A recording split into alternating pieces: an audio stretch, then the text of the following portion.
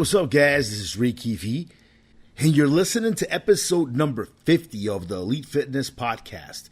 And in this one, I got a nice long special episode for you. Two of my favorite episodes from the Evolutionary Radio podcast I'm going to feature for you here today. The first one is steroids for men over 50. So all you guys out there over the 50 hill taking steroids, what you should know. And then the second one you're really going to like is client stories. And here I tell you the secret to fat loss, the secret for you to get as lean as you possibly can, six-pack abs year round. And it doesn't include drugs. All you guys out there that can't lose weight, all you guys that, you really try your hardest with the diet, but it just never works. The second part of this podcast will tell you what you need to do. So sit back and enjoy. Without further ado, here is the show.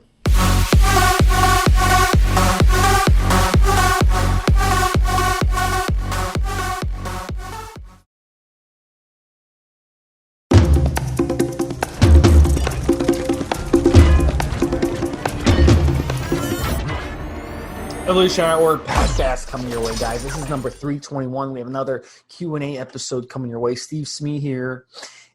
And Rick, as always. How you doing? Hey, what's up, Steve? What's up, guys? How's everybody doing out there? All right, guys. So 5 great topics, guys. We're going to have a lot of fun with these, as always. And we're going to get into the first one. So the first one is an interesting one. Let me pull up the question here that he wrote, and he's over 50. We don't really talk about over 50, but we have a lot of listeners that are over 50 or that are approaching 50. That's great. You're halfway through your life when you're at 50, right? So he wants to know, what's a good over 50 beginner steroid cycle? And, first of all, if you get some guys, they don't start using steroids till they're over 50. Some guys get a late start in fitness. Some guys have been in fitness a long time. They just never got around to using steroids or PEDs. So they want to kind of get into it, and it's just not reserved for the younger guys. There's plenty of guys who are over 50. If you go to some of these bodybuilding shows, there's plenty of guys in their 50s, 60s, even 70s that are competing, and they're on the sauce. And we have plenty of guys on our forum who are over 50 as well. We have at least one moderator who's over 50. So let's get into this, Rick. What's a good over 50 beginner steroid cycle? What do you think about this question that came in? All right. Well, if we're talking about a guy who's in his 50s, or going into 50, and he hasn't been a big steroid user, because if you've been a big steroid user, you don't need me to tell you what will work. You should know by now, right? But if maybe you've only done 1 or 2 cycles and it's been, a decade since the last time you juiced and you're going to get back into it, look, start with blood test, see what your estrogen is at. Maybe you need to lower your estrogen a little bit. Take a testosterone booster. Start with that if you haven't done so before. Try mine's into Generate. Go to hcgenerate.com. hcgenerate.com. Check it out. And just give that a shot. Lower estrogen and use the testosterone booster. See if maybe just shifting that balance between lowering estrogen, lowering sex hormone binding globulin a little bit, and just reactivating, just trying to get more life out of your latex cells. See how that works naturally. And if you still need a little bit extra help, if you still need a little bit of some extra androgens in your system, synthetics, then probably start off with the creams, which is our next part. Start off with the creams. Make sure you get some good DHEA cream. There's DHT creams out there. Make sure you get testosterone cream. There are different creams out there just to add a little bit. Now, if you do those things, if you boost natural testosterone a little bit, lower estrogen a little bit, lower sex hormone binding globulin a little bit, which are usually pretty high when you're older, and you raise your own natural testosterone production, maybe add a little bit of a cream, you're putting yourself now in the realm where you actually can build some decent muscle and get some tightness to your look, to your body. And you're not really on a real crazy cycle, and you're not really doing anything that serious at that point. Obviously, the next step up from that is maybe swap out the cream for injections and get on TRT and make sure you get human growth hormone. If you're over 50, make sure you get a couple of IUs of human growth hormone every day. That's my plan. I've saved my human growth hormone use for my 40s and 50s. I didn't burn that out when I was young. So now that I'm heading into 40, now I can use some human growth hormone and peptides now and go that route. So testosterone, human growth hormone, some estrogen management, boosting your own natural levels. If you're 50, you want to take the herbals, because the herbals are going to help you enhance the whole testosterone experience. They're going to help with some of the mechanics of the erection. They're going to help, and especially tribulus is going to help the way your brain feels with that new testosterone. The tribulus just tends to make your brain more receptive to those androgens, plus everything else in the age you generate. So just make sure to give that a shot. And that's all you need. If you're over 50 and you're just now getting started on steroids. And look, I'll tell you this, by the way, guys out there. There is an exception to the 5 to 8 year rule that I talk about on this podcast, where I tell people you should not touch steroids unless you've been training for 5 to 8 years natural. If you're 50 already, look, as long as you make the lifestyle change to make the gym a part of your life, to make clean eating part of who you are, just throw the sauce on top of it. As long as you're giving yourself at least a year of just good, healthy, clean eating and good habits as far as training consistently, just throw in the sauce, man. You're 50, you don't need to train 5 years. Just give it a shot if that's what you want to do. Matt, as a matter of fact, I think steroids really, as you get older, your decision to use them should be a lot easier. See, if you're in your 20s, if you're in your teens, 20s, even early 30s, really think about that shit. You don't want to use this stuff. It might have some side effects later down the line, 20, 30 years from now. And plus, your body's already making plenty of testosterone and human growth hormone and the things you need. So the decision is a lot harder. But as you get into your 40s, late 40s, 50, 60, what? It might do something 20 years from now. What? So what? Your testosterone is already low at that age. So add some more. Steroids in older forms really make a really big difference for you. It's a lot bigger difference for a guy who's 50 shooting 200 milligrams of testosterone per week than a guy who's 25 shooting those 200 milligrams of testosterone per week. The guy who's 25 might shoot the 200 mgs and say, this ain't shit. The guy who's 50 might shoot those 200 mgs and say, oh my God, this changed my life. So as you get older, I think that the decision to pull the trigger and do steroids should get easier. I mean, what are you worried about? I'm telling you guys that as I go on. Now, I've been using steroids my whole life. And as I said, human growth hormone. I tried it here and there, but it's not something I've stayed consistent with. Now it's going to be something I'll probably be adding a few months out of the year now, hopefully, if I get good quality stuff and I can afford it, right? I'm going to try. But now it's time to mess with it, because now I'm getting to that age where it's really lacking. So human growth hormone, estrogen management, testosterone. Start with the creams and testosterone boosters. If you need a little more oomph, go with the injections. Stay on the testosterone boosters. If they make a nice difference, you should just cycle them in and out, but you should take them, my opinion. What do you think, Steve? Yeah, you gave good advice getting blood work done. I think that's just the step one. If you get blood work done, you got low testosterone, then going on testosterone, it's going to make a world of difference. You'll feel much, much better. And then growth hormone. What happens if your growth hormone is low? As we get older, our testosterone levels drop, but our growth hormone drops even more rapidly to levels that are really, really low. So, you can get really good results if you have low testosterone and low growth hormone, which most people are going to, because of environmental factors, because of the foods we eat, because of the water we drink, because of, all kinds of things, the pesticides and herbicides that are all over the place, the air we're breathing, the oceans being polluted. All this stuff has caused an epidemic with low testosterone, low growth hormone. So if you find out you have low levels and you go on just a therapeutic amount of testosterone and a therapeutic amount of growth hormone, you'll feel much, much better. So that's what I would do. And then go from there. If you want to blast some steroids, blast some steroids. Just add it to your therapeutic dosages And then you can always just run SARMs. You can run strong testosterone booster to N2 generate, what Rick mentioned. Excellent choice.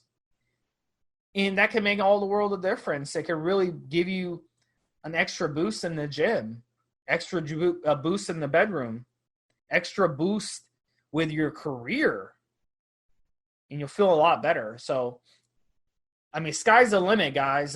Just make sure you get blood work. Same goes for any age, but especially those over 50. If you're under like 45, I wouldn't even bother getting growth hormone tested. It's really, really expensive. But if you're over 50, for sure, get your growth hormone tested as well as your testosterone. Let's see where things are at. All right, guys. Next topic. Next one is using androgel testing versus injectable for TRT. Now, Rick, have you ever used the androgel? So let me explain what the androgel is first. So androgel is basically it's like a cream. So it's a topical, it's a transdermal testosterone. It's a topical gel. You apply it to your skin, and it works its magic because it will absorb into the body and boost your testosterone levels. It's not as effective at doing it. It's not as good absorption as just injecting straight testosterone would be, but it does the trick when it comes to getting your levels to a TRT dose. And a lot of doctors would rather give you the androgel or to test them as a prescription in the United States, because they don't feel comfortable with you injecting. So, but a lot of doctors now these days are turning to injectables. I think 5 or 10 years ago, it was much more easier to get the gel, but now doctors are kind of realizing, hey, my clients are demanding I give them the injectable. So now it's very unusual to have a doctor say, no, I'm not giving you the injectable, I'm giving you the androgel. So I would say the benefits, Rick, of the injectable over the gel, to me, one of the big benefits that I would think was that the gel, you have to apply it every day. So basically with the androgel, you apply 5 to 10 grams every day on your body. It's got to absorb. You can't shower it off. You can't accidentally get some on your kids or your wife or your girlfriend or boyfriend, whatever.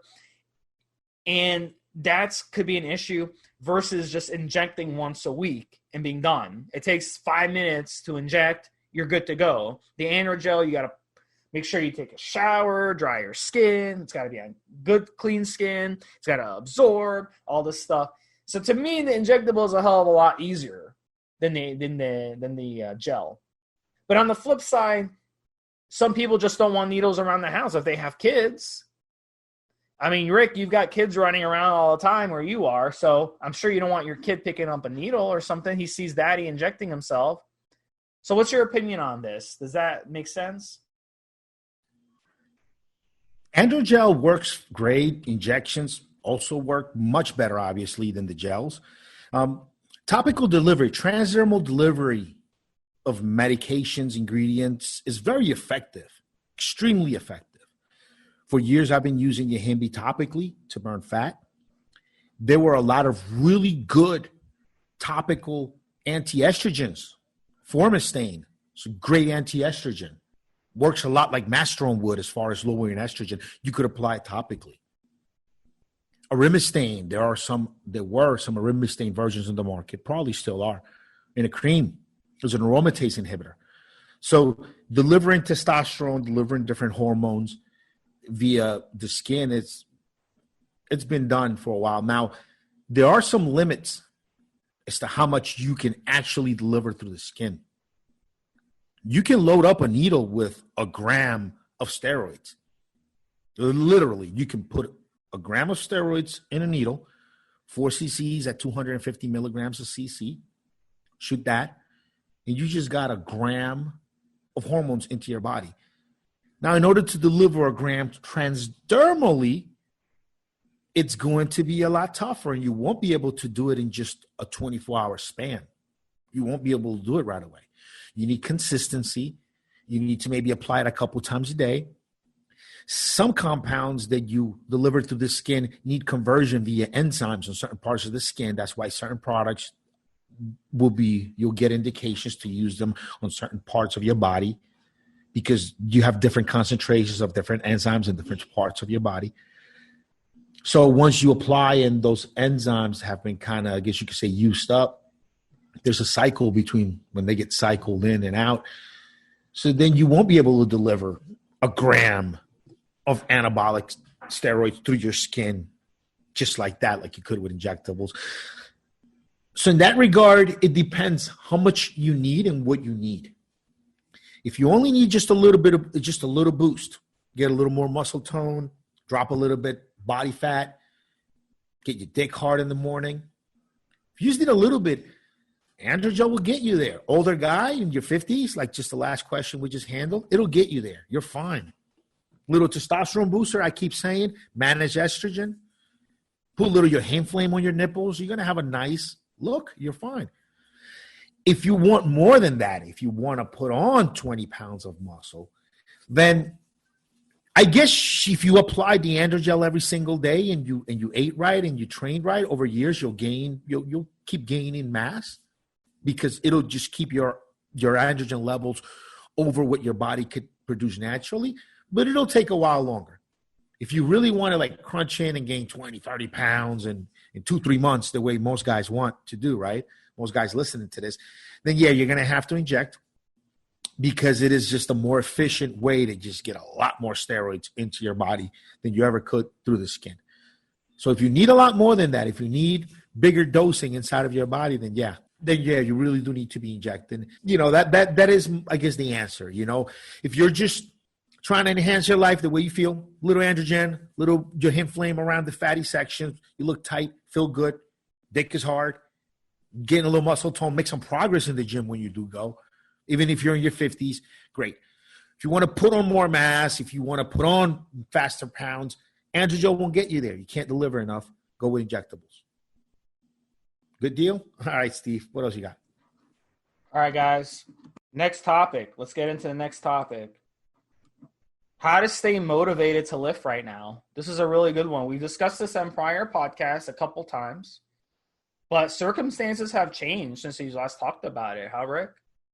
Right now, like a lot of people are going through a tough time. In the United States, I read something that if you make under $40,000 a year, 40% of people are now unemployed.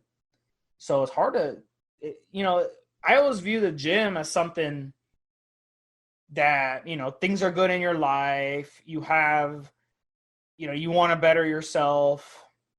You got everything square. I like to go to the gym and just, be able to relax. And then now it's like you're scared to go to the gym. You're scared to pick up something. And then not everybody is being polite in the gym. Not everybody is wiping. Not everybody is wearing a mask. Not everybody is washing their hands.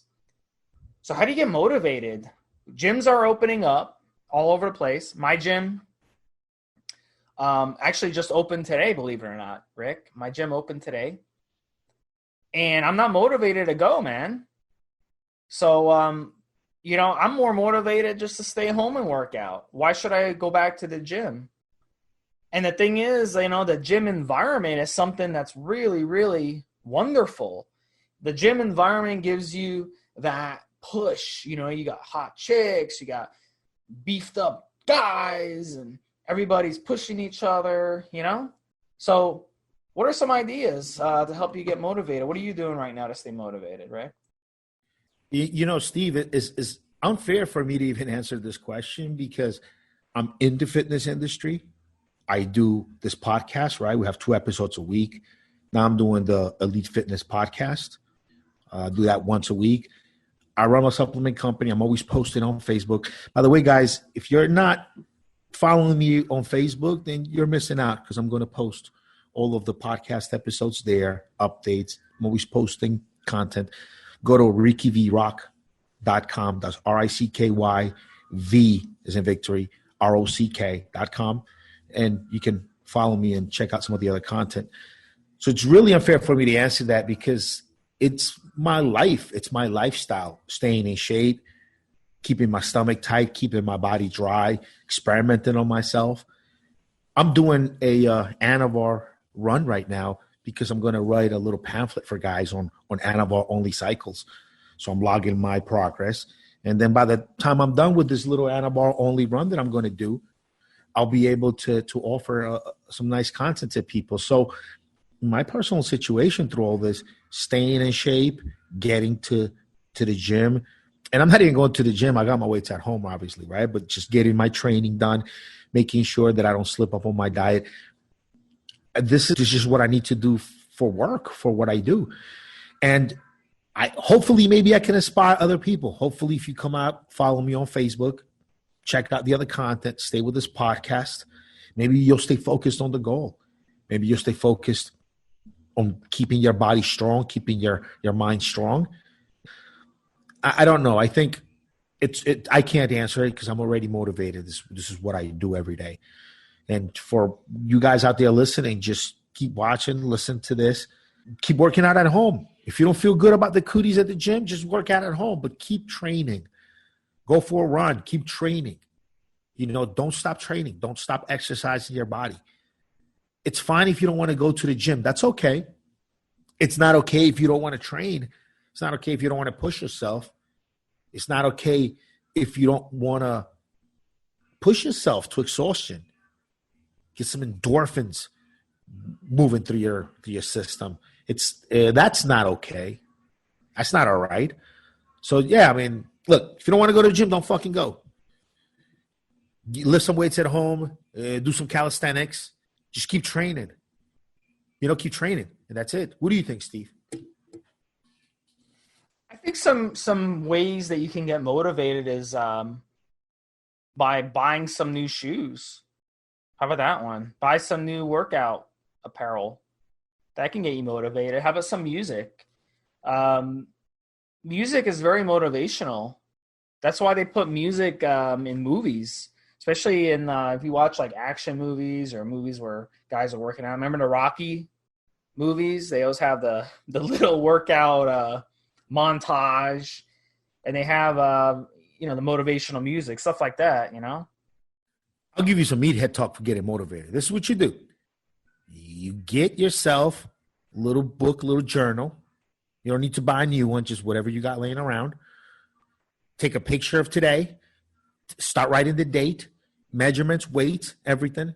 If you got a caliper your skin, pictures. Grab your shit, whatever you got in your cupboard. If you need to order some stuff, then order it up. And just see what you can do in 4 weeks with your body. Clean eating, clean diet.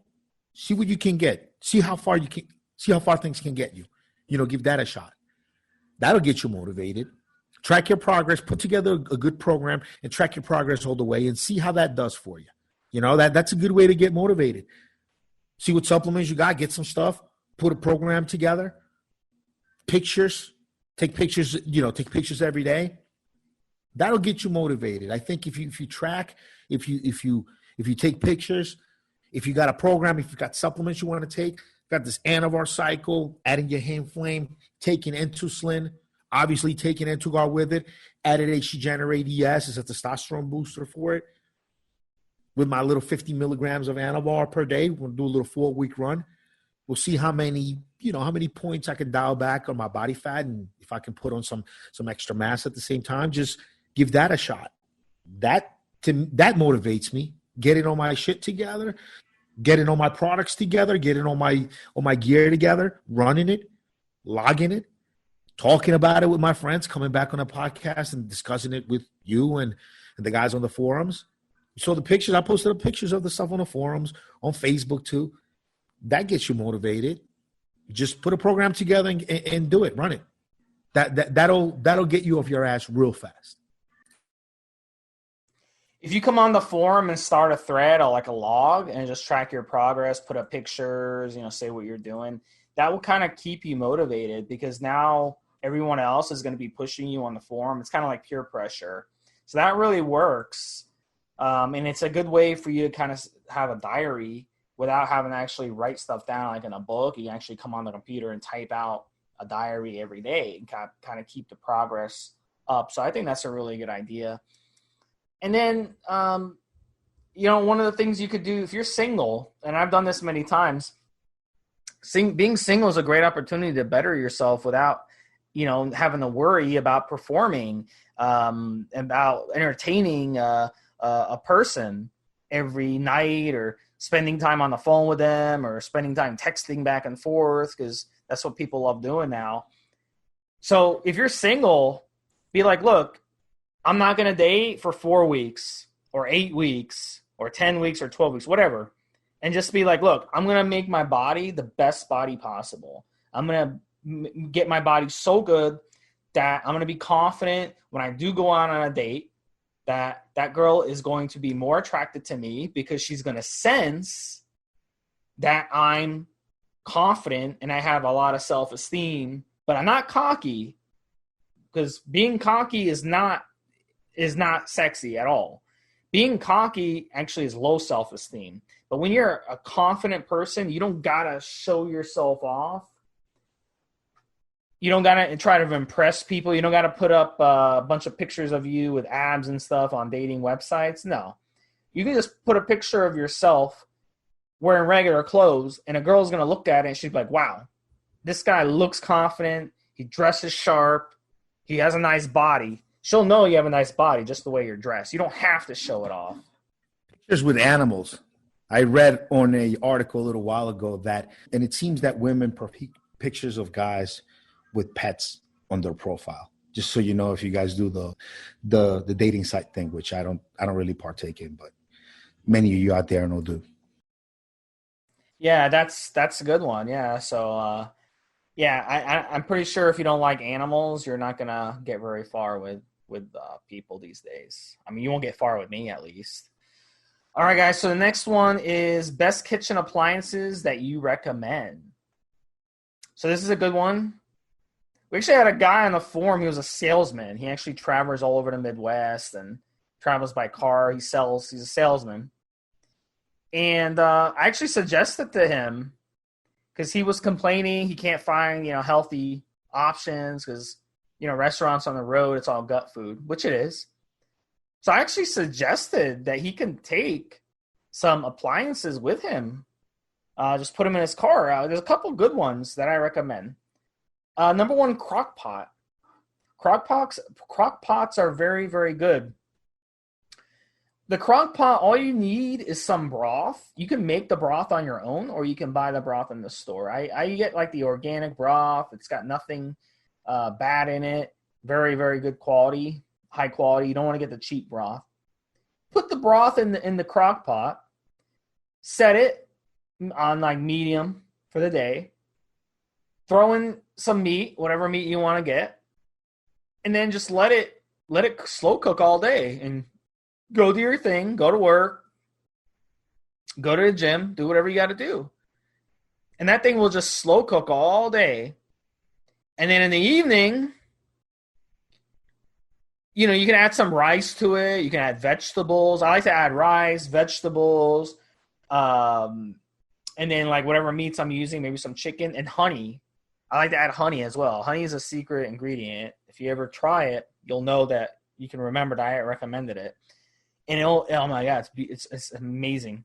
Make sure that the meat is well cooked. You have the thermometer, stick the thermometer in the meat. And it's a delicious meal. And then a nice thing about it is you can make a whole thing of crock pot and then just store whatever you don't eat. And it's kind of it's a really, really good meal. And that's my recommendation. And you can just travel. Like, you can put it in your car and travel anywhere, as long as there's a plug in your hotel room. When you're traveling, you can just plug it in and just go to the supermarket and grab the meat, the plain meat, throw it in there. Get some vegetables, get some rice, throw it in there for the day. Very, very easy to do. So what's your recommendation, Rick, on a good kitchen appliance that people can use? Look, I think the three main appliances that I like, because I like electricity. I mean, gas cooking is fine. So the best way to cook, I found, even to cook outdoors, is you need three things. You need a rice cooker with a second stage for your vegetables. You need an air fryer, and you just need an electric grill. And it is just a pleasure to cook outdoors if you have these three items. You need some extension cords. You might have to grab a couple of extension cords and use different plugs in the house so you don't overload any one of the circuits and have your fuses popping off. But it is so nice. These things have timers on them. You could just set the timer, set the temperature, put the food on there, and just forget it. Go sit down with your guest, entertain your guest, have fun. You know, it's just a breeze. And so you set the rice. You could put pasta in there, noodles in there with your rice, whatever. On the second stage, it'll allow you to cook, to steam your vegetables with all the steam coming off the rice. These are real easy to find out there, guys. And then with your grill, you could take sweet potatoes or even do some wings or whatever. Put them in the air fryer, right out, plug it in, extension cords right outdoors. Outdoor extension cords, you're fine. Just make sure you have outdoor grade extension cords proper, obviously, right? And just make sure that if you have sweet, let's say if you're doing some sweet potatoes in the air fryer, you want to take the sweet potatoes, you're going to cut them up in sweet potato wedges. You want to slice them up, throw them in a big bowl, and wet them up, and just make sure you slather them with coconut oil. Throw your salt and your spices on there, whatever you like to do, and then throw them in the air fryer. As they cook, some of that coconut oil is going to fall off of them and go into the catch pan right on the air fryer. So what you want to do is every several minutes, you want to stop for a minute, take out the wedges, throw them back on the big bowl where you slathered them in coconut oil. Drop some of the coconut oil that fell off of them. You got to tilt over the catch pan and just bathe them in the same coconut oil that was coming off of them with your spices and your salt, and throw them back in there. Do that a couple of times. They'll be nice and toasty outside, and they'll just basically be fried sweet potato wedges in coconut oil on an air fryer, and they taste delicious. And again, your meats, set your temperature. It's just so nice to use electricity and cook and forget. And I know you said kitchen appliances, and I'm talking about outdoors cooking, but these two, my air fryer and my rice pot, they stay on my kitchen shelf all the time. These are everyday use items. My electric grill, not so much. I do end up cooking a lot with gas just because the stove is there, and I had a gas stove to begin with.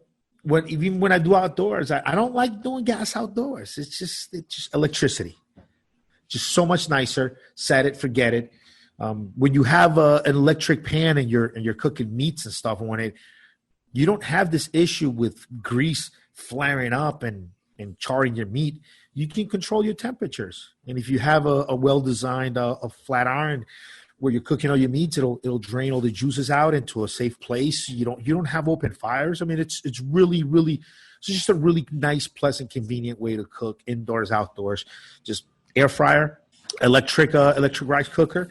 Look, now they even have egg cookers. They have these little egg cookers where you can make 6 hard-boiled eggs in just a few minutes with a tiny bit of water and a little device with a timer on it. A lot of this electric stuff, it just makes life so much easier, and it's so easy to clean compared to anything else you do out there. So I guess when it comes to appliances, I'm just got to tell everybody, try to go electric as much as you can, in my opinion. Stuff is just a lot nicer to deal with.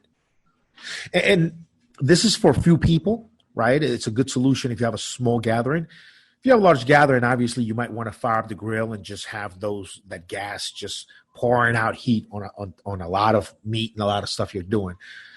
And then it's worth the cleanup if you're serving, 40, 50 people.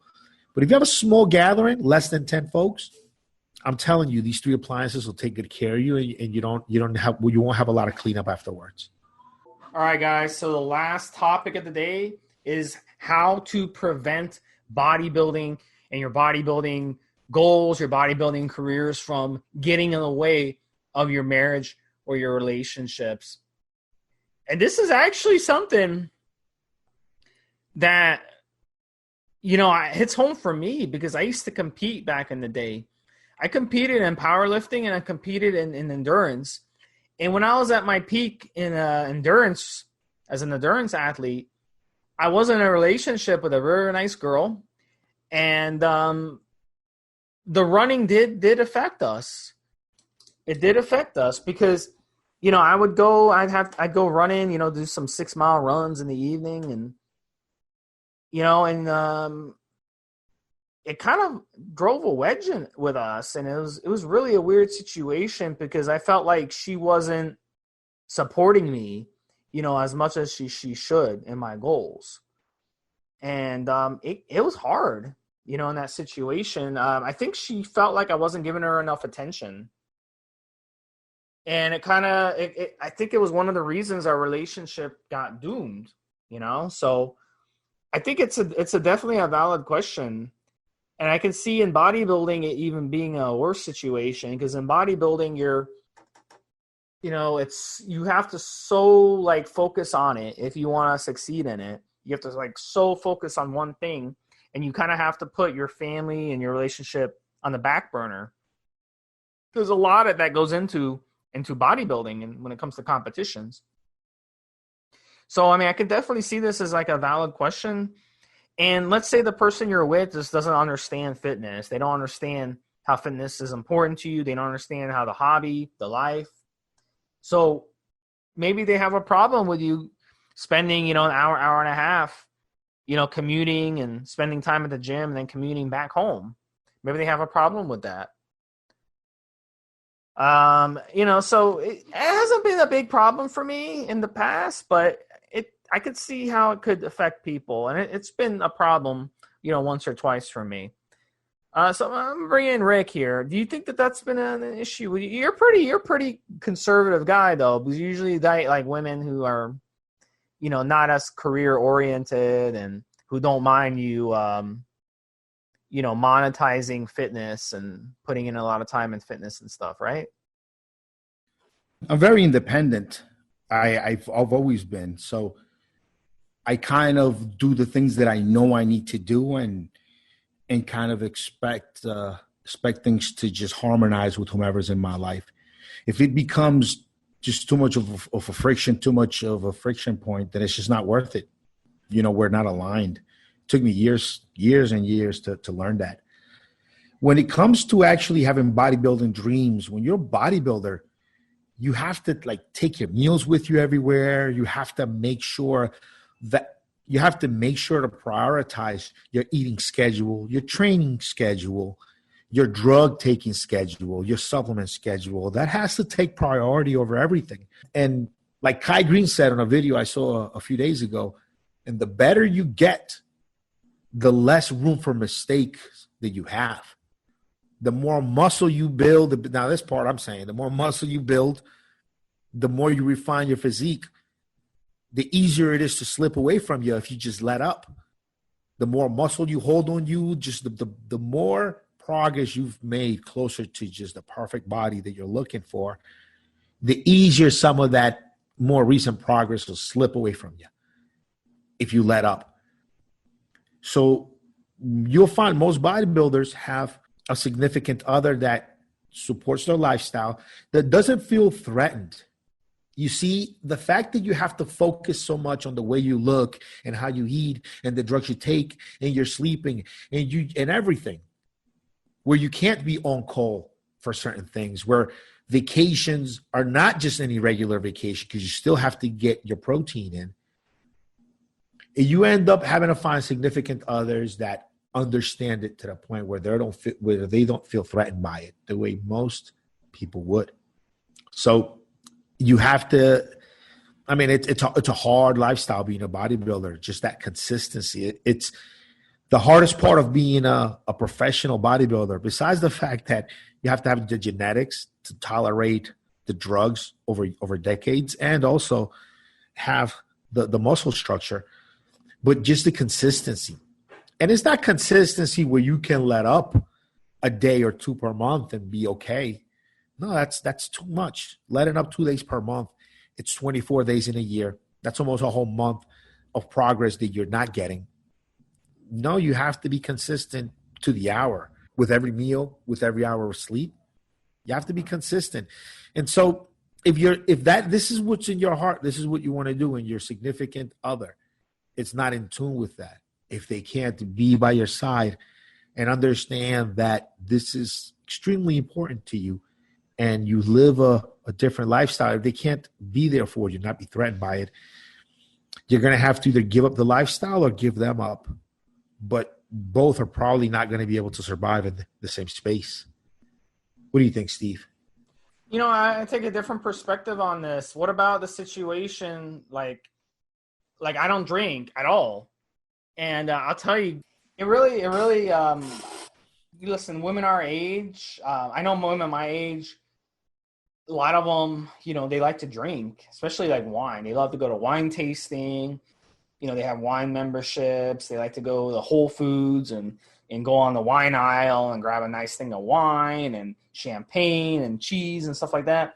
And, that's a type of thing that that a lot of women, they want the guy to drink with them. They want to take the guy to the wine tasting, and that's just not my scene. Like, I'm not one of those, preppy guys who, likes to go to wine tastings, and I've got like my sweater and my scarf and like the goofy hat and stuff. But I'll go with my my girl, to the wine tasting and stuff. But I don't partake in the drinking. But I go and I watch her, and she seems to have a good time. So I mean, you can still participate in it without actually, drinking. So, but yeah, a lot of women. I can remember I dated this girl, and she was a drinker. She was in the military, and one of the things that they teach you in the military, those of you who are veterans, this, they teach you to drink. One of the things, it's kind of like that peer pressure thing. So she drank like a sailor, a drunken sailor. She would drink beer, and every night she'd drink, and she'd go out once or twice a week and go out with her friends from work, and they'd get wasted, and she'd come home 3, 4 o'clock, taxi would bring her home. So, I mean, it's to me, if a girl drinks like that, I will never date someone like that again. It's just not going to work. And on the flip side, right off the bat, I try to make women understand, look, I'm not going to go with you. I'll go with you to the wine tasting, but I'm not going to drink any wine with you. I don't mind if you have a beer. We go to the game. I don't mind if you drink a beer, but I'm not going to drink any myself. So you just got to make it clear right away. Look, that's part of getting to know somebody, especially like on a first date. And she should be asking you those questions on a first date, about your lifestyle and stuff. Those are important questions. And if she doesn't agree, to date you, even though she knows that she's never going to take you to a restaurant, to a nice winery, to Napa Valley and all this stuff to drink, because every woman my age, that's their dream vacation, right, Rick? They want to go to Napa Valley, and they want to visit the wineries, and they want to drink and all that shit. And I'm not, Yeah, that's why I don't date women your age, Steve. Well, I think younger women are more into going to clubs and drinking hard liquor, though. So it kind of, I don't know. It just seems like a lot of women drink nowadays. They don't smoke. A lot of people fucking drink, bro. Yeah. A lot of people drink. Alcohol has been part of our civilization since there was civilization. Apparently, and don't quote me on this because I could be wrong, but apparently the oldest forms of writing that were actually found were counting some of the stuff that was used to make liquor for the time. It seems like we might have started settling and planting crops so we can have a reliable source to make alcohol. I know in the 1800s, in the United States, alcohol was drunk pretty regularly because water was very hard to come by. Good clean water was hard to come by. So they would have to drink either like apple cider or they have to drink water, especially around the Civil War. Depending where you were. Yeah, depending where you were at. Yeah. But like a lot of past presidents from that era were drunks. I think Ulysses S. Grant was an alcoholic. Several of the presidents around that time were alcoholics, and it was just something. Yeah, there are just functional alcoholics and non-functional alcoholics. There are alcoholics that can become world leaders and see a country through a crisis and then retire and then continue to die drinking. And then you have a guy who just has a six-pack after work every day and watches SportsCenter, and he'll never fucking accomplish a fucking thing in his life. And all he does is he's just Joe's six-pack, one six-pack after work, and that's just enough to cripple his whole life. And then you'll get some guys that are world leaders, even though they're drunks.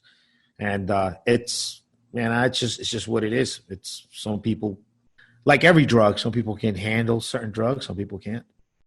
Yeah, but I mean, I refuse to date a drunk or alcoholic. It's just not worth it. It's not my job to play, AA, with define date. I'll go out with girls that drink. I don't care. But like making a life with somebody who drinks, fuck no. No. She's got to be in the gym grind. She's got to watch her diet, all of that. But just like someone to hang out with casually or shit, even go on a trip with or something, why the fuck not? You can go ahead and drink. That's fine. No issue. The one I was talking about who's in the military, she was abusive towards me. So she'd get abusive when she would drink. And that was around the time I actually ended up going to the hospital a few times because of her. I've spent time with girls on places, trips where they drink. I don't drink, and it's fine. Remember, just off the top of my head, I remember this girl in Miami Beach. I hung out with her there for about 4 or 5 days. There's a business associate I used to see in Miami Beach, and she went with me this time. So had my meeting. It's only one day, but stayed 4. And she drank all 4 nights. I hung out with her. We'd already intimate, so it was fine to be intimate with her when she was drunk because we'd been intimate before when she was sober. It's fine. But it was cool. I hang out with her. We'd get to the hotel, make love. Next day, she was like passed out. I'd get out of the room, go get my cardio in, go lift my weights. I mean, what you can do in a hotel with what they got.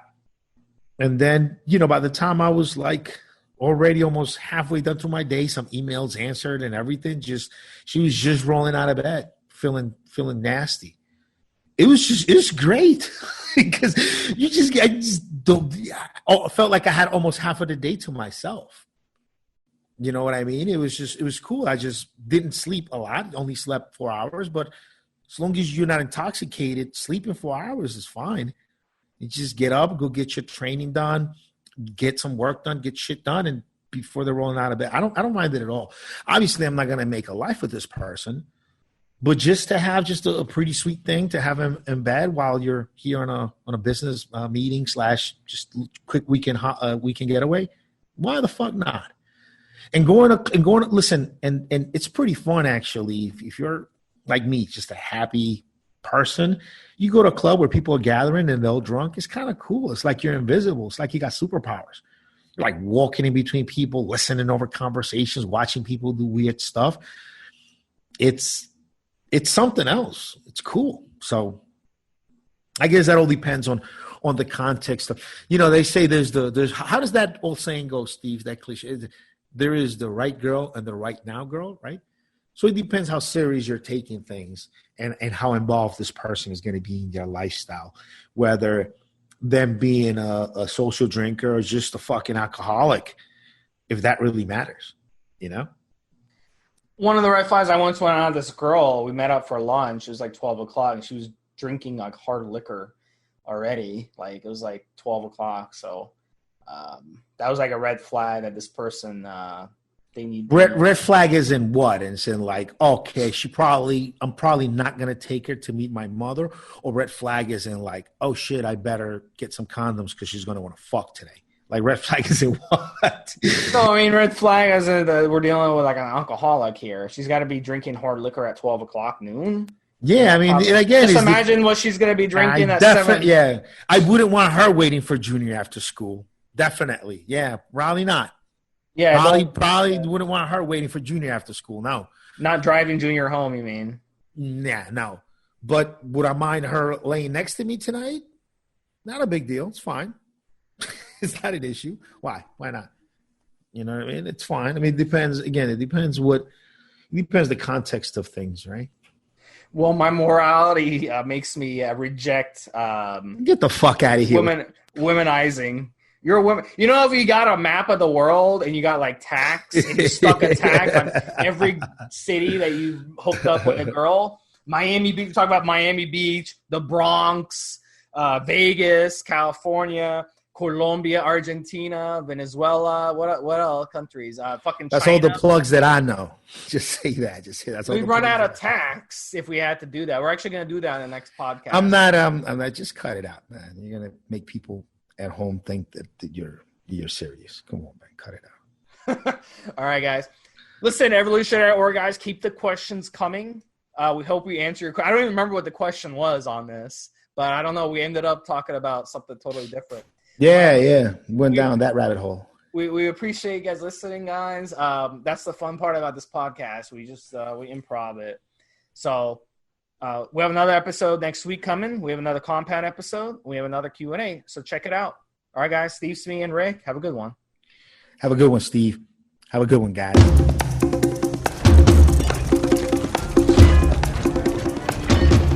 Guys, this is the required legal disclaimer. We are only sharing our experience from years of steroid use. We are not doctors, and none of what we say should be regarded as medical advice. Always check with your doctor before taking any drugs or starting any training program.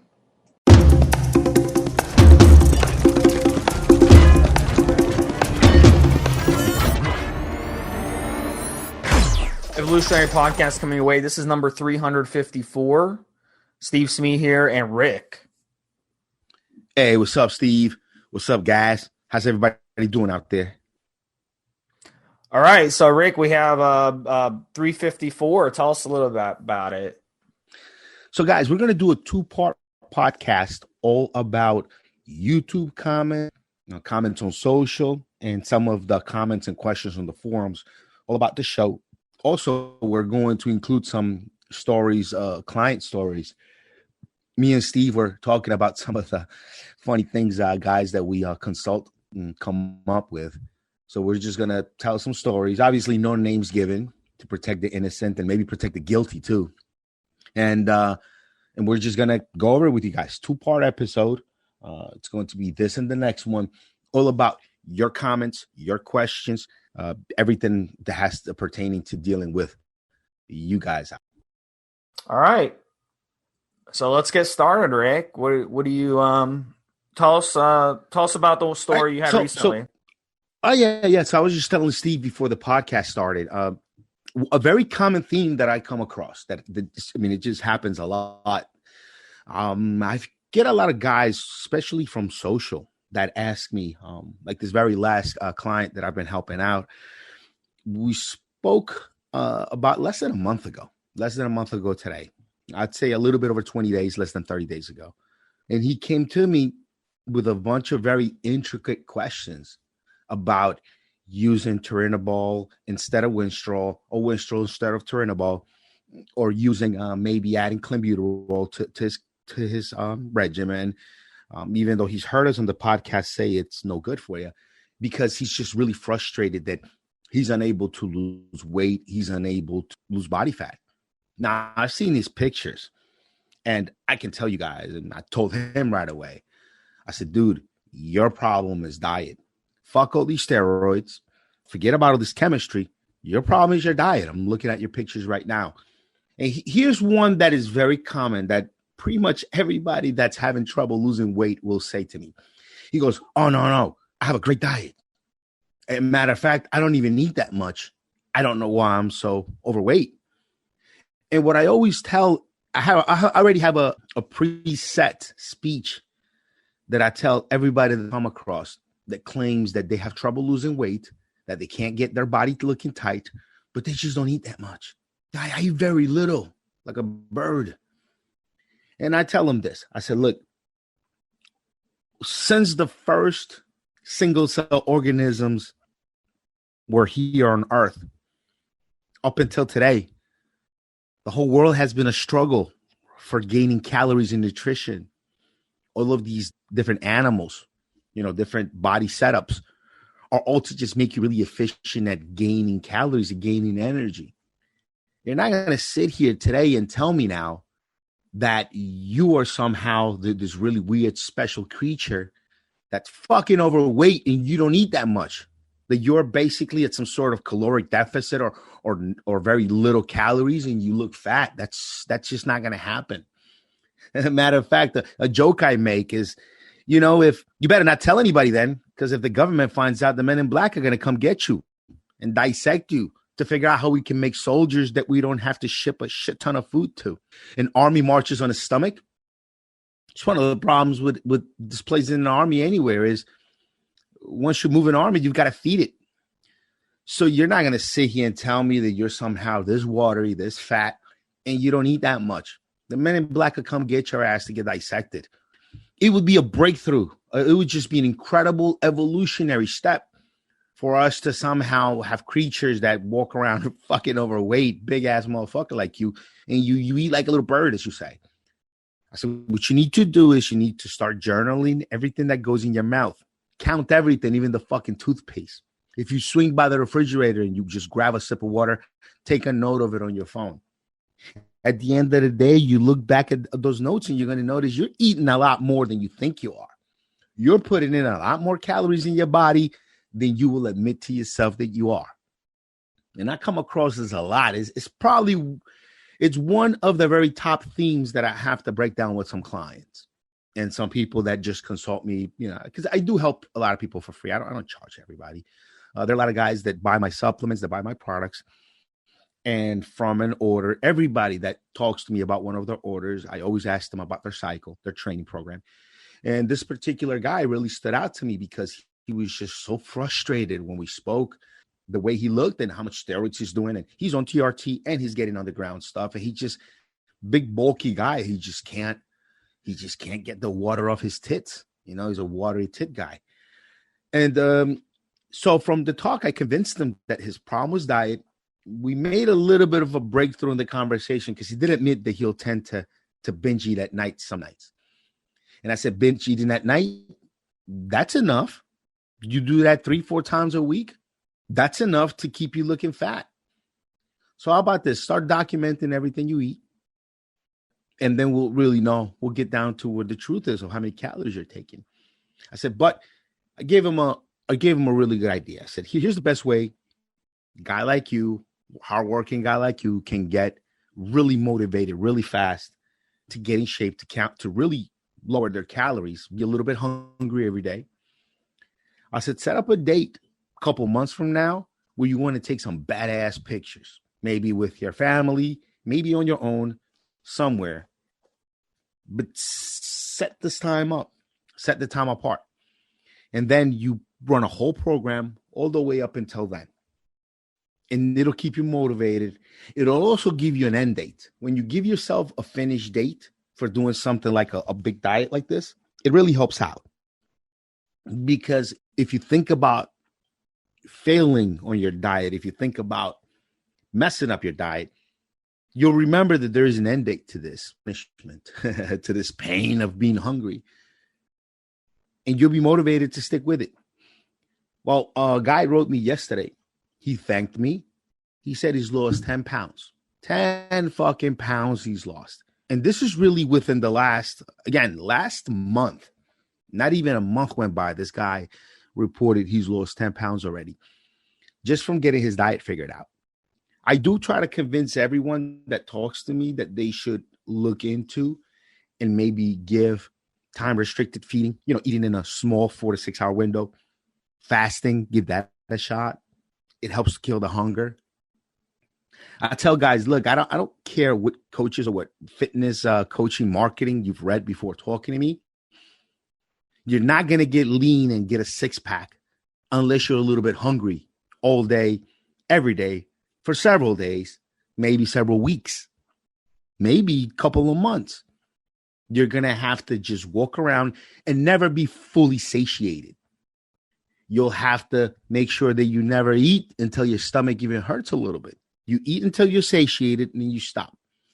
Now, this is not everybody. There are some guys out there that will, once they get their diet together, will be able to get pretty lean without suffering some hunger.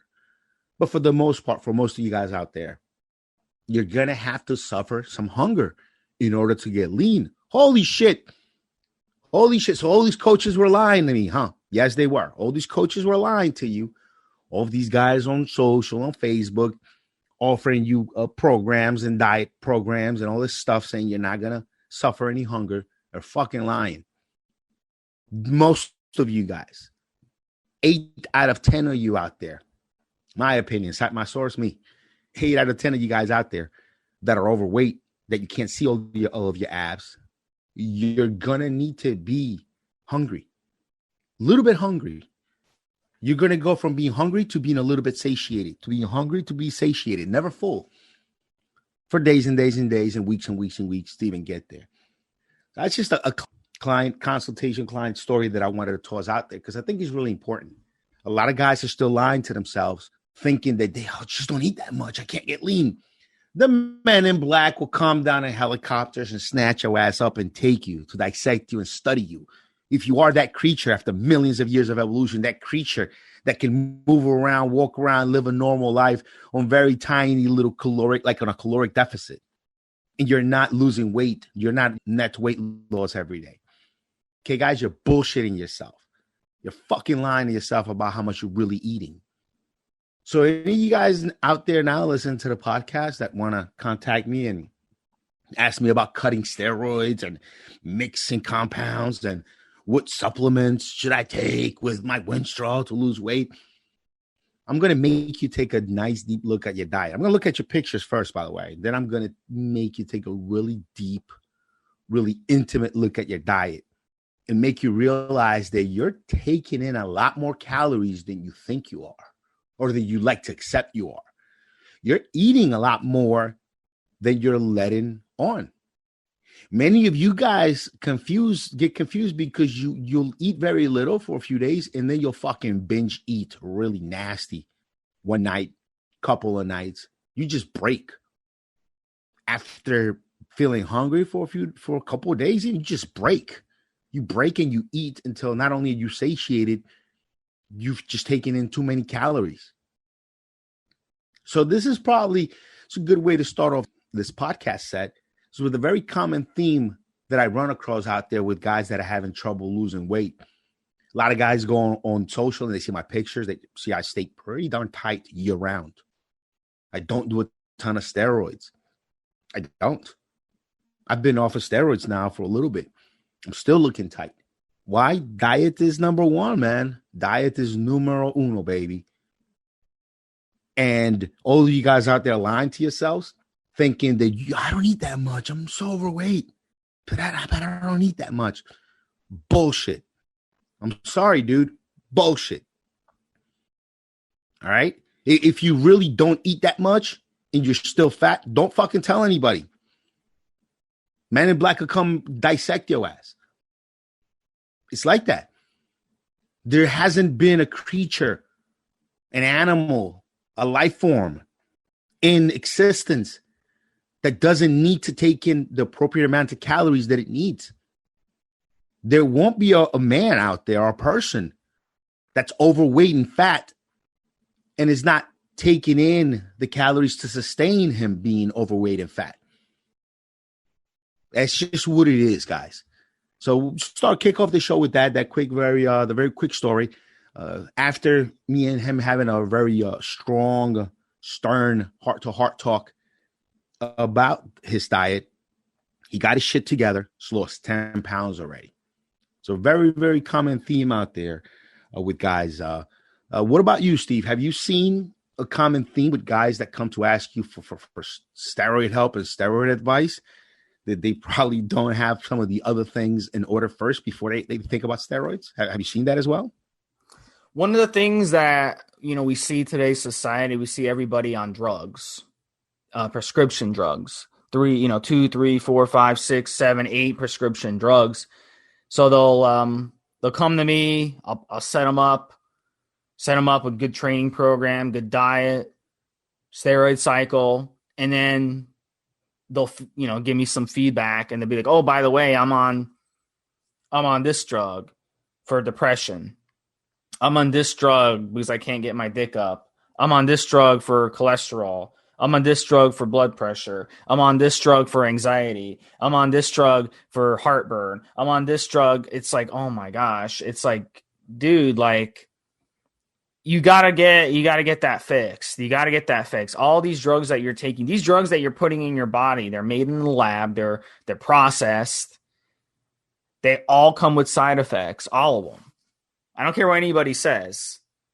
They all come with side effects. So, and most of the time, they don't even work. At best, they'll cover up the problem, but they're not fixing the problem. Because if you stop taking the drug for anxiety, your anxiety is going to come right back.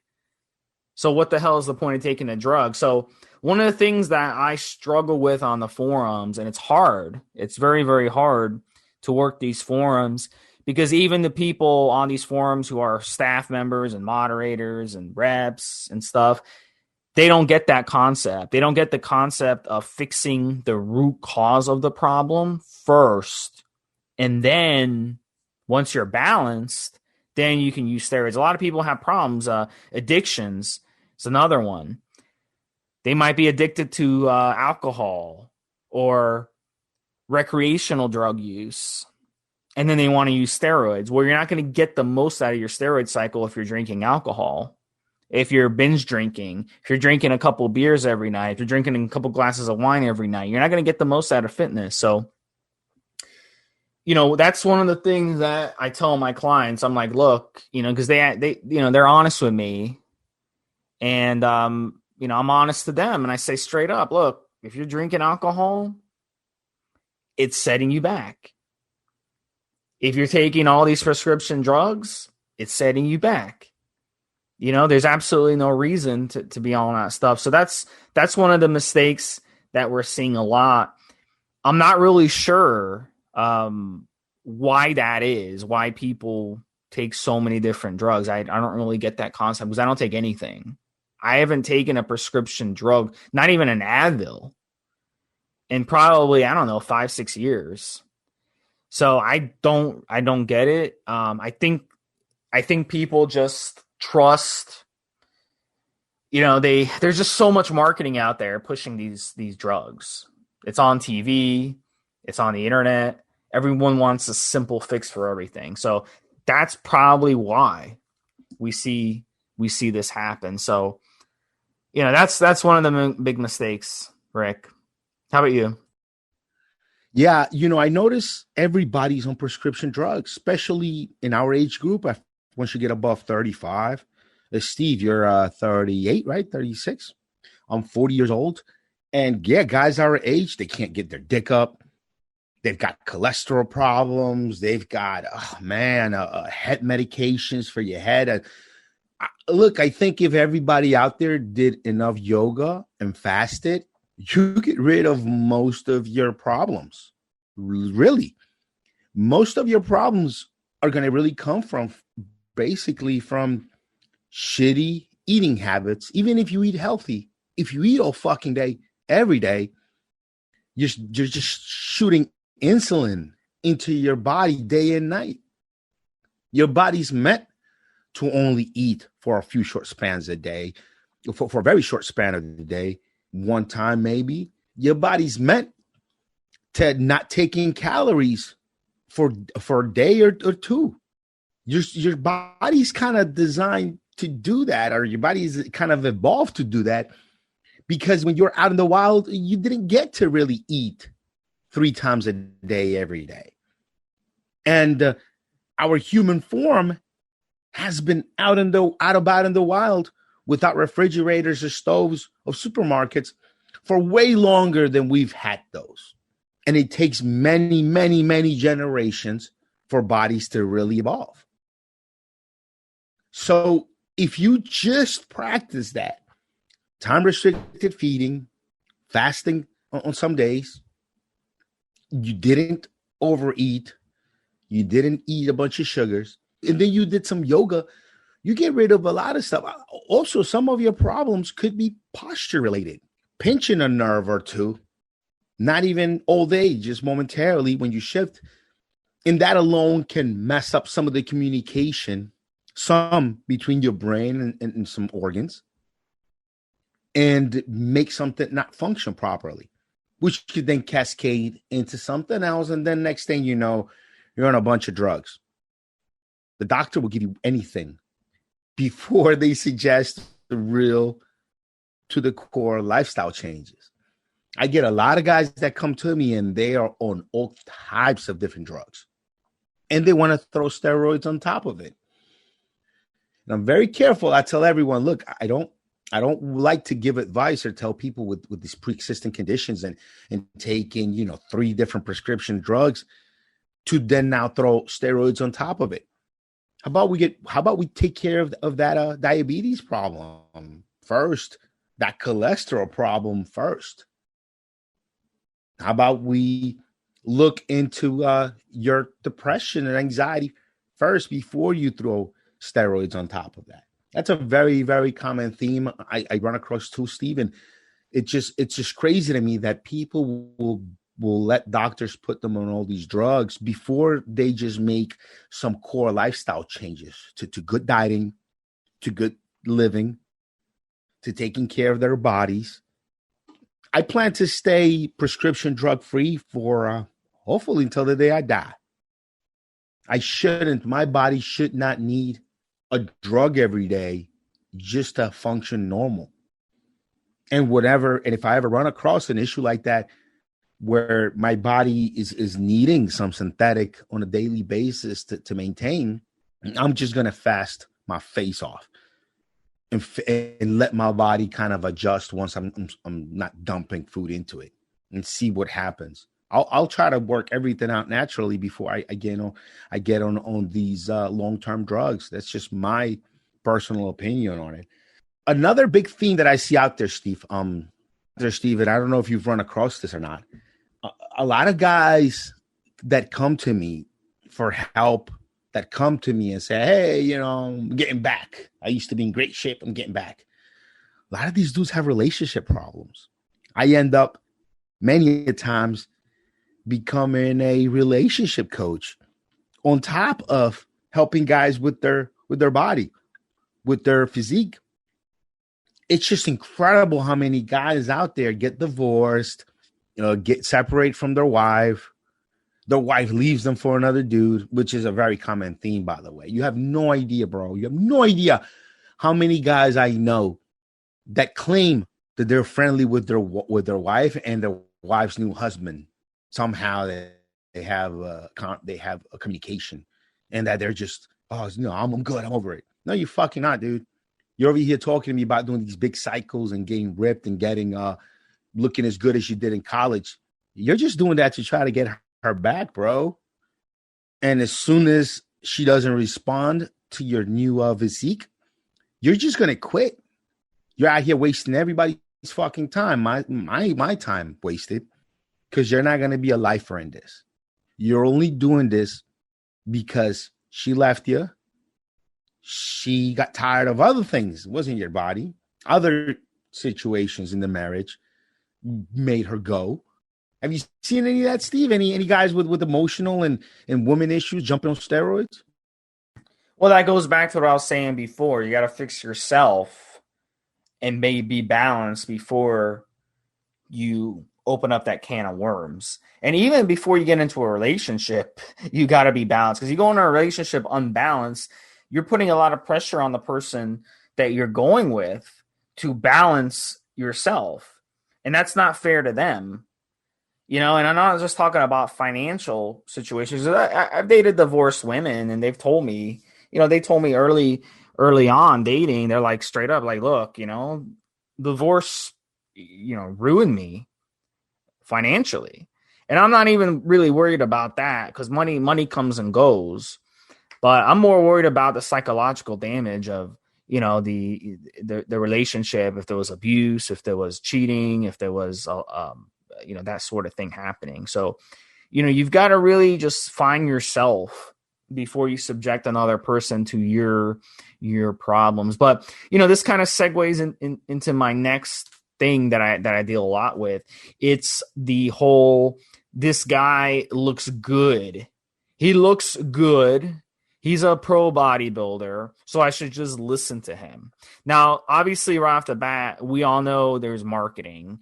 In anything out there, there's marketing. You have Patrick Mahomes or any quarterback in the NFL, they're on TV pushing Subway. They're pushing insurance companies. They're pushing, all kinds of products that are very, very crappy, that you shouldn't be eating or you shouldn't be buying their products or getting their insurance.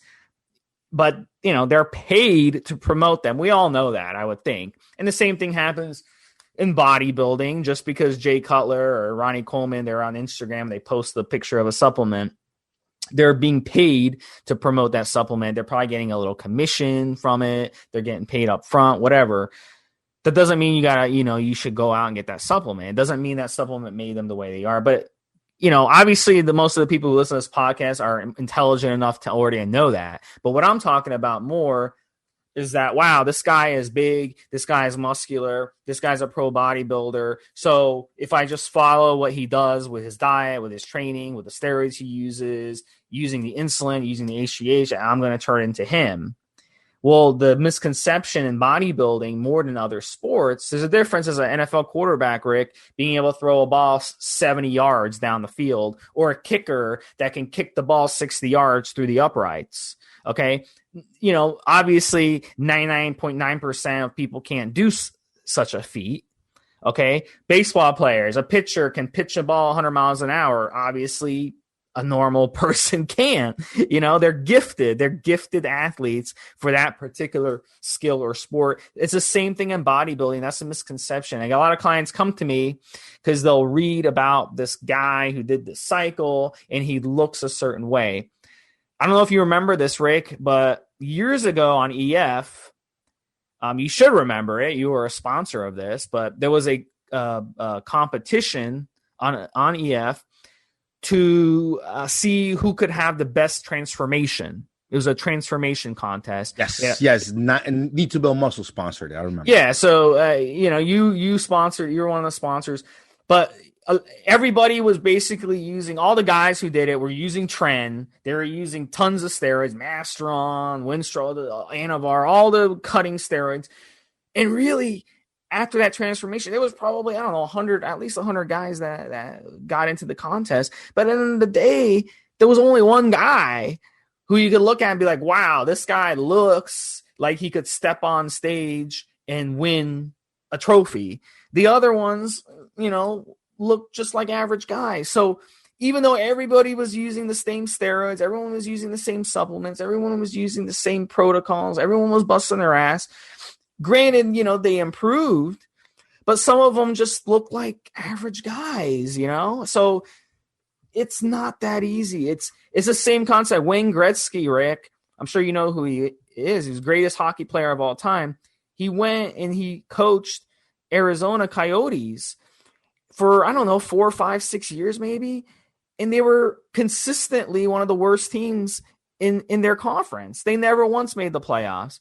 Michael Jordan, he went and became general manager of a team. I can't remember the team. It was a team in the South. I can't remember the name of the team, but he was horrible. He was the worst GM. He made horrible trades. He made horrible draft picks. They couldn't even fill their arena. There was probably like 2,000 people who would show up to the games because the team was consistently one of the worst teams. So just because you're a gifted athlete doesn't make you a gifted coach, doesn't mean you're gifted at giving people advice. There's a difference, there's a difference between being a great coach. Some of the best NFL coach of all time, Bill Belichick, he never played professional sports. Never. He never even played college sports. So it's completely different. So just because someone looks a certain way doesn't necessarily mean they know what the fuck they're talking about. They're just gifted genetically for that particular sport. What else you got? You know what? A lot of these guys want to just train, look good, get some money, and not deal with anybody. But a lot of them, because of the monetary incentive, they try to take on clients. They develop these programs, and a lot of it is bullshit, guys. Facebook tailors the algorithm to your surfing. So I get a ton of these ads from these quote-unquote coaches telling me I'm going to be able to scale my online training business to, 1,000 clients a month. I'm sitting there looking at it like, fuck, I can only talk to about 3 guys a day. That's about it. That's about all the time and patience I have for clients is about talking to maybe 3 guys a day. and following them up with emails and programs. That's about it. If you want to do a really good job for someone and really get down to the core of the problem, really sit there with them and ask them everything about their life and their situation, their health, their mental state, their history. A good 45 minutes I spent just taking notes down.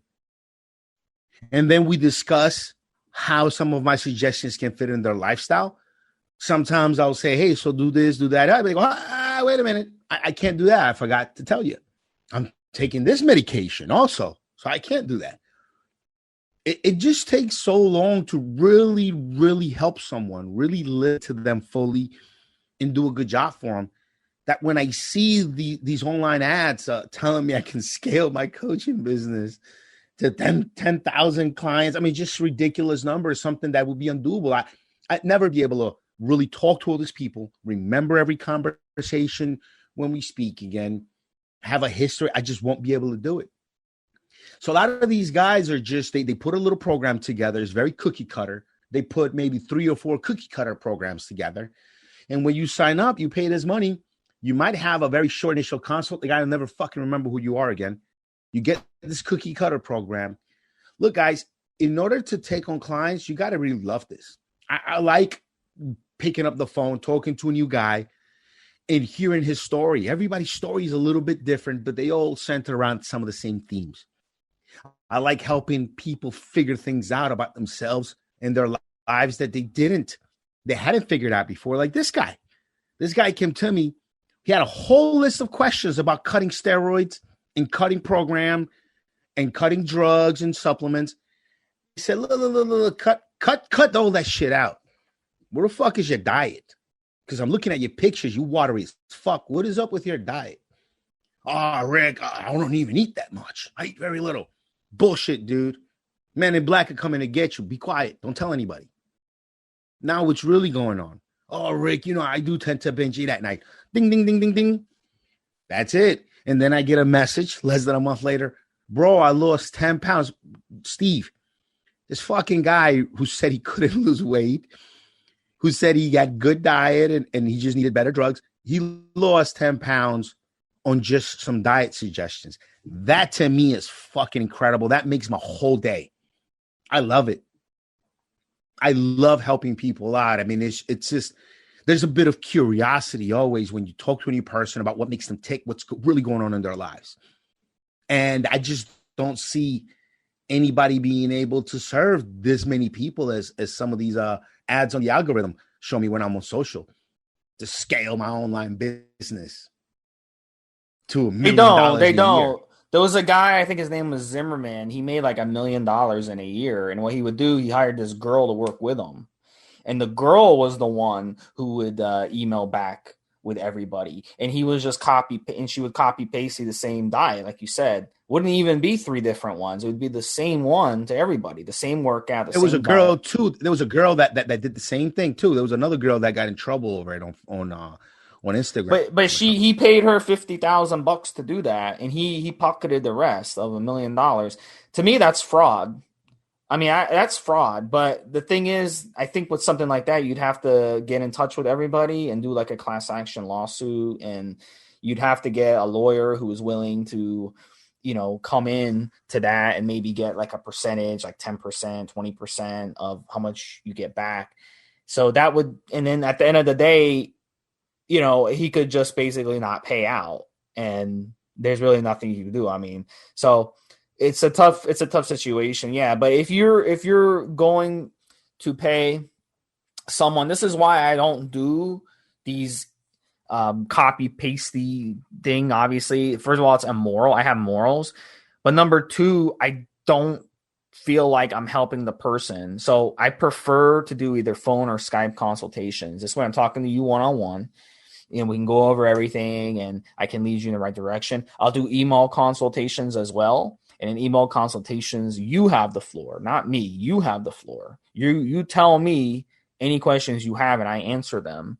So it's not going to be a situation where I can copy paste the same answer to everybody. So it's all tailored to you. So that's what you got to do. But these guys, they have so many clients. You have 100, 200, 300 clients that they have to do that because they can't keep up with everyone. So some of them take on more, Steve. Some of them have several hundred guys that they don't never know. They don't do anything custom for.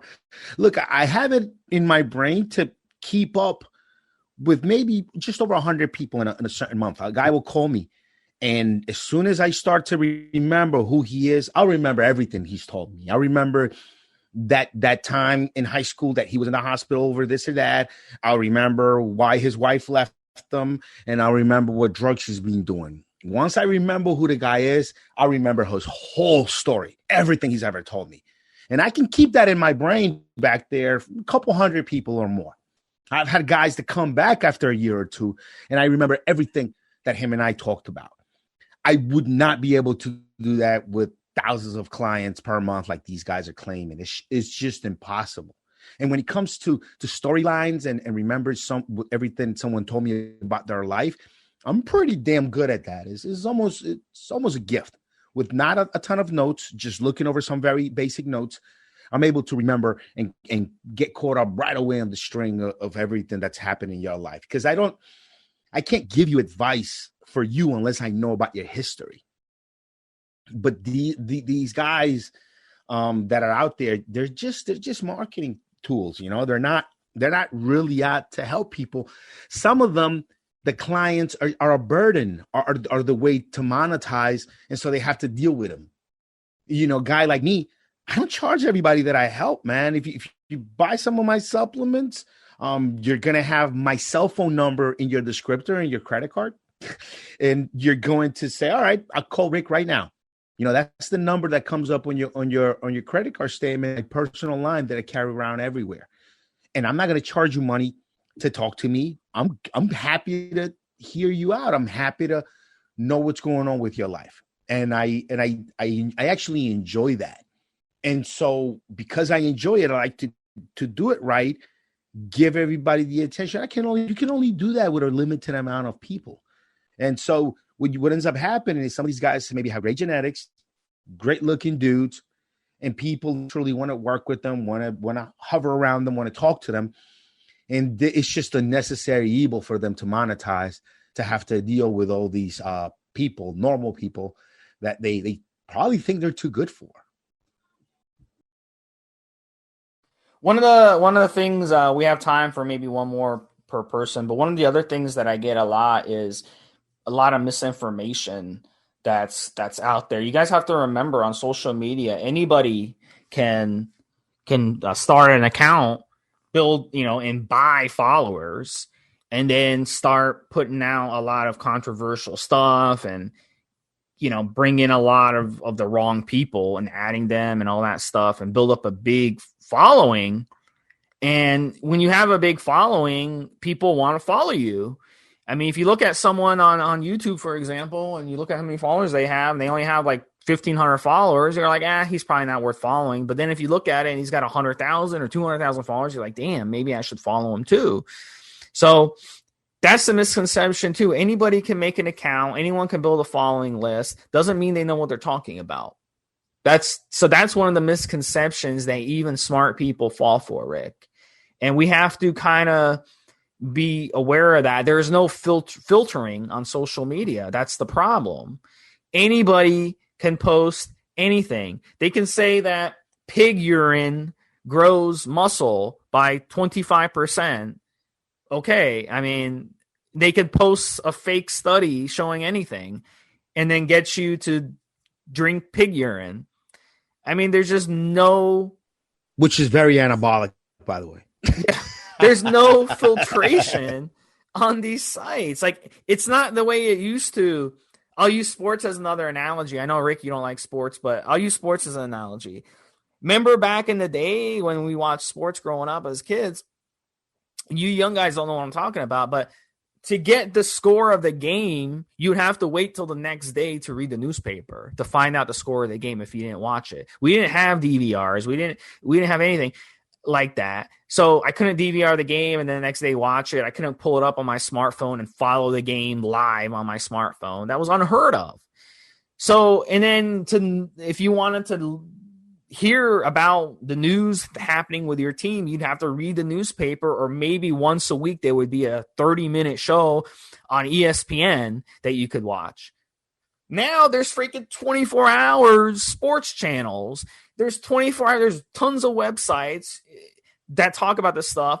I check them out. I go on CBS Sportsline. I go to ESPN. I go to NFL.com. There's so many websites that you can go online and look at if you follow sports. It's not like it was when I grew up. And with that there's a lot of people that talk about sports that have no business talking about sports. Because back then, when I grew up, the ones that were on TV maybe were former coaches. They were former GMs. They were former scouts. They were former players who actually knew the game and understood the game. Now anybody can start up. There's people with freaking 200,000 followers on YouTube or Twitter or any of these social platforms that talk about sports, and they never even fucking played the sport in their life. They don't know shit about it. They don't know the difference between a screen pass and screen porch. So there's no filtering. Anybody can do anything. And it's really bad, man. There's so much bad information out there. So transfer that to bodybuilding, Rick. There's bad information on bodybuilding. A lot of the information out there is bad. So on these podcasts, we try to give you guys good information between me, Rick, Mobster, who's also my co-host on the other podcast. We've got like close to 100 years of training experience. You know what I'm saying? And we know what we're talking about on this stuff. We've been on the forums collectively, I don't know how long, maybe 40 years between the three of us. So we've seen it all. We've done it all. So, that's the difference. And these guys, some 19-year-old kid decides to start a YouTube channel, and he doesn't know shit. You're going to listen to him, then you're probably going to get bad information. So that's the misconception. But that for some reason in bodybuilding and weight training and fitness, that niche attracts a lot of these scammers, a lot of these grifters, because everybody wants to look good, So they're going to do whatever it takes to look a certain way. It's not like, I want to go be a Super Bowl winning quarterback, so I'm going to go throw a football 100 times a day. I want to be a kicker in the NFL, so I'm going to go to the football field and start kicking balls, and maybe I'll get a tryout on a football team. That's absurd, right? Well, how come in bodybuilding everyone thinks that they can just watch a couple of YouTube videos, and wow, now you're ready to run a 20-week cycle using 5 different compounds. So that's the little dichotomy there. So it's something I fight all the time. I know I'm not going to win the war, but at least I can win a battle here and there and help people. So Rick, we have time for one more if you want to do one more before we finish up. Yeah. So some of the themes that I see come across me a lot, I want to tell you guys. So look, don't contact anybody about your steroid, your cutting steroid cycle. Not me, not Steve. Just don't go out of your way to ask anybody about cutting steroids and cutting steroid cycles and cutting drugs until you've been a little bit hungry all day, every day, for several weeks. Okay? Let's just start off with that, guys. If you're satiated, overeating sometimes, and you contact me, you hit up Steve, you go on the forums asking about diet drugs, asking about how to stack drugs together, but you just been unwilling to be hungry, just a little bit hungry. You don't have to be starving, just a little bit hungry from the time you wake until the time you sleep for several days, several weeks. Do that for 2 months. And if you're still having trouble, if it's still not working, you come and see us. Or better yet, if you want me to help you with your cutting cycle, just come to me when you're already at 10.9% body fat. Then I can help you. Then there's something I can help you figure out with chemistry to get you down, for that photo shoot for that show. Maybe if you don't have a coach and you just want some of my input, then we can do something. But if you come to me and you're in the mid-teens body fat and you're asking me about stacking Turinabol or other steroids, we're gonna have a diet talk. We're going to have a willpower talk. We're going to have a talk of how committed you are to your health and your body. I'm sorry, guys. I know you don't want to hear that, but that's what's going to happen. Okay. I'm going to demand that we see some pictures, demand to see on your social, see what the fuck you look like. Once I figure out that you're just not even dieting properly, but you want to talk to me about cutting cycles and you want to come here and put the carriage in front of the horse, I'm going to tell you no. If you're having trouble growing, if you're having trouble gaining that muscle mass you should be gaining from all the steroids you're taking, if you're having trouble just gaining, that great physique, even though you're taking a ton of drugs, but you're not taking every rep to failure. And what I mean by failure is not, oh, my muscles are burning, I'm going to put the bar down, I failed. No. Failure is when you really can't go anymore. Failure is when you feel like there's a knife being stuck in that muscle that you're working. Failure is when you have a training partner and he helps you get the bar up for a couple of times, and then maybe you do some negatives. Maybe you do some static at the very end just to squeeze that muscle out.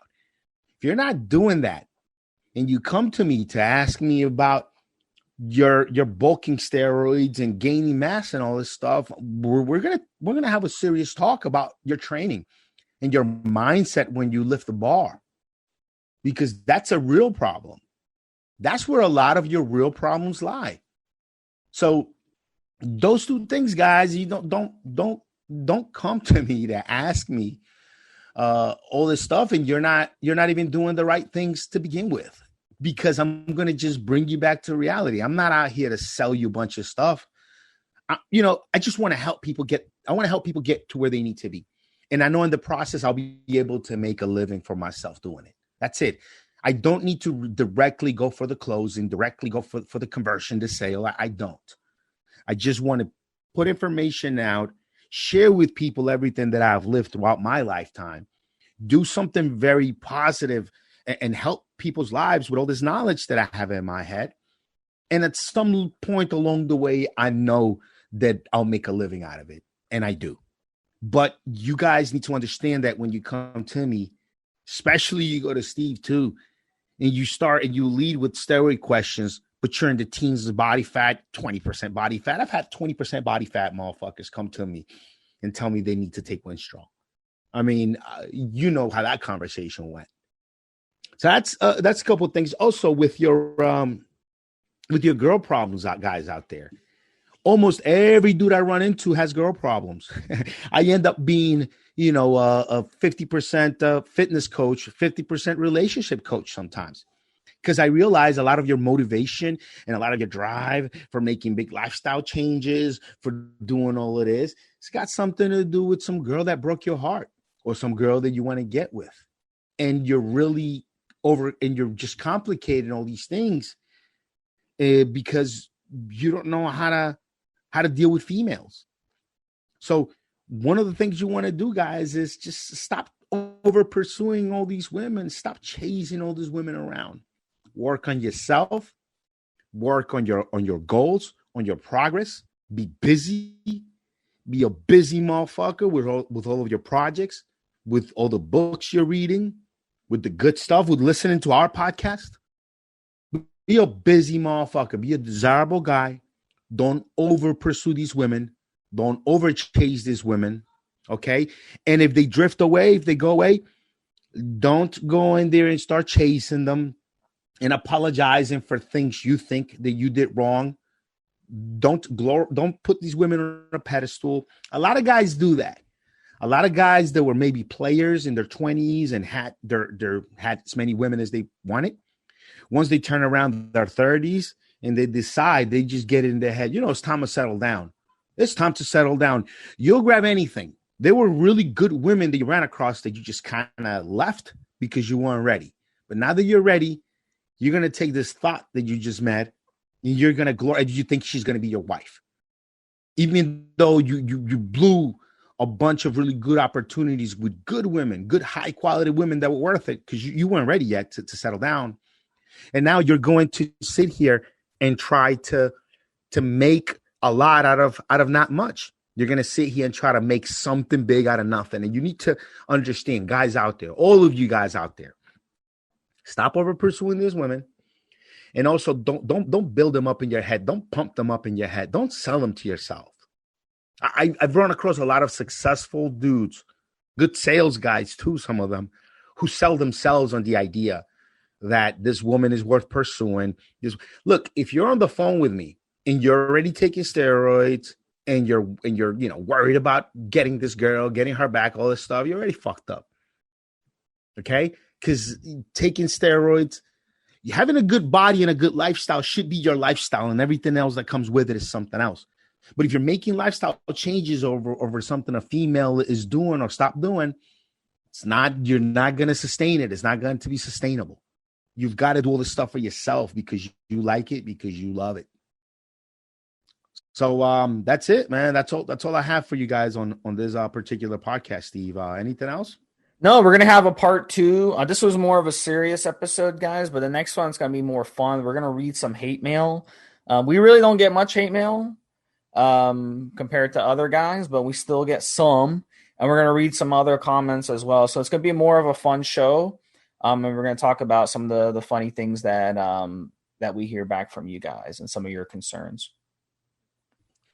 Yeah, some guys out there that are in decent shape and are quote unquote influencers, they fucking hate doing all of this. They'd like to just go to the gym and get a bunch of money and be done. But, creating content for you guys, making videos for you guys, talking to you guys is a chore to them. It's something that they have to do in order to monetize, because how else are you going to monetize in the fitness realm if you're not willing to help people and talk to people? And so they just see it as a necessary evil, and they'd rather just work out and get paid like a lot of professional bodybuilders do. They work out and they get paid to take pictures, an interview here and there, but they're not taking on clients. Guys like me and Steve, we were just helping people out because it's in us. The reason the door opened to me to come into this industry is in my very, very, I think it was 20 years old. I was on EliteFitness. That's how old EliteFitness is, man. It's over 20 years old website.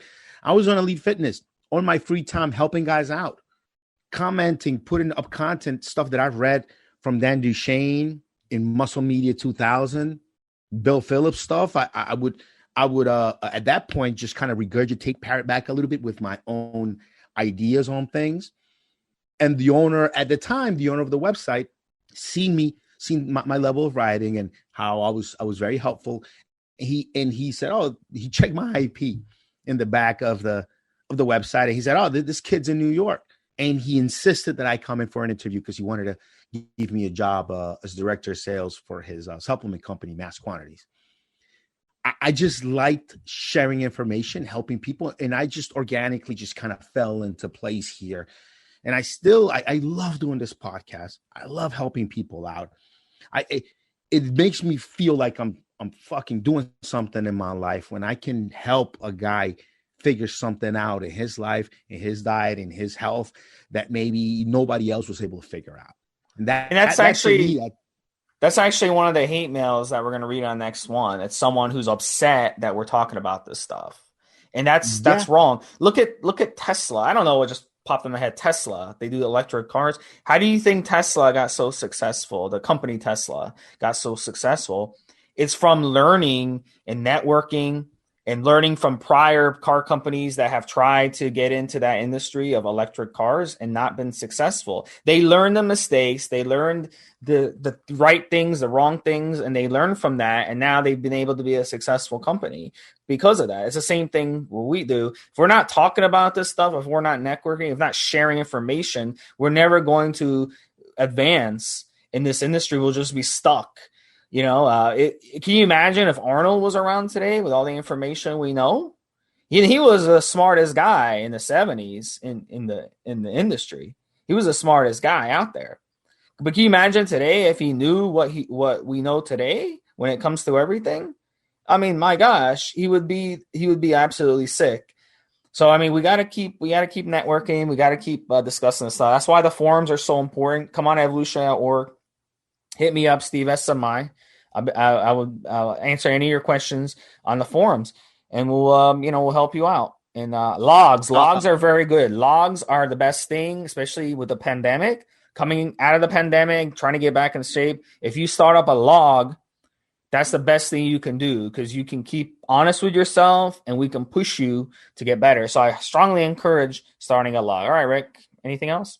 RickyVRock.com. That's RICKY, V as in victory, ROCK.com. Ricky V Rock. It'll send you to my fans page. From there, you can also find my personal profile. Just come on through. Say what's up. Say hi. Shoot me a message. I get messages from all you guys that listen to this podcast every day. I answer every single person that hits me up on social, that emails me. I'm very appreciative of all you guys that find this podcast and find us and continue to listen to us and get your information from us. There's so many different dudes out there, so many different guys that are putting out misinformation, so many guys that look great, but they just hate working with people, but they have to do it because of monetization. When you guys come around and you find me and Steve and you listen to our podcast and you follow our content, I mean, I appreciate the hell out of every single person that takes time out of their day, their week to come join us and stay motivated, listening to us talk about bodybuilding day after day and us talking about steroids and compounds that change the way you look and feel day after day. So thank you guys out there, and I look forward to serving more people from here on till the day I die. I look forward to helping and improving many, many more lives. So yeah, it's great. All right, guys. So this was number 354, part 1. We will talk to you guys next week for another one. 350. It's going to be 355 actually. The next one we do. It's going to be a special episode. For Steve, me, and Rick, Evolution.org podcast. Talk to you next week. Have a good one, Steve. Have a good one, guys.